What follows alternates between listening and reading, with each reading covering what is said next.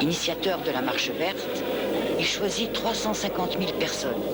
Mais l'afflux des volontaires était tel qu'il aurait pu emmener 2 millions de personnes.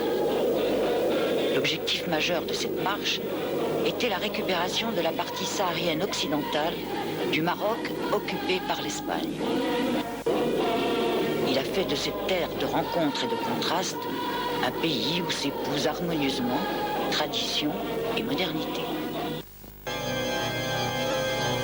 Toutes ces réalisations n'ont cependant pas été sans quelques points sombres, comme les 2 attentats militaires de Srirat et du Boeing 727 en 1971 et 1972. Hassan II s'est attaché à laisser à son fils, entre autres héritages, un bien inestimable, la confiance des investisseurs. Le Maroc s'est d'ailleurs vu décerner en 1999 par le Cercle des banquiers d'affaires internationaux d'Euromonnaie un brevet d'État avec mention très bien. Aujourd'hui, le Maroc s'est donné les moyens d'un devenir prometteur. Son économie libérale et ouverte au marché mondial lui permet d'augmenter valablement ses échanges commerciaux, notamment avec l'Europe, d'où provient la très grande majorité des investissements extérieurs. Le Maroc s'étend sur 710 850 km² et bénéficie d'une très grande variété de paysages. Atlantique, Méditerranée, plaine, montagne et désert. C'est le voisin africain et arabe le plus proche de l'Europe.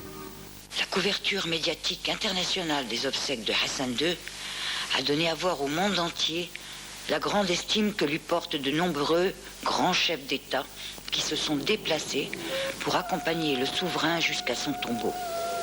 Citons entre autres Clinton, Juan Carlos, Chirac, Bouteflika, Moubarak, Ehud Barak, Yasser Arafat.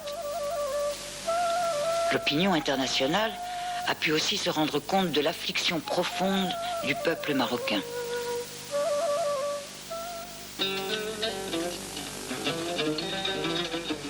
Au lendemain du décès de Hassan II, son fils, Mohamed VI, 23e monarque de la dynastie alaouite, a lui-même défini sa tâche, celle d'aller plus loin dans les voies ouvertes de la démocratie, des droits de l'homme, du développement économique, de la justice sociale et de l'éducation. Mohamed VI a pour lui l'amour inconditionnel de son peuple et de la société civile. Il n'est qu'à voir l'accueil de la foule lorsqu'il se déplace.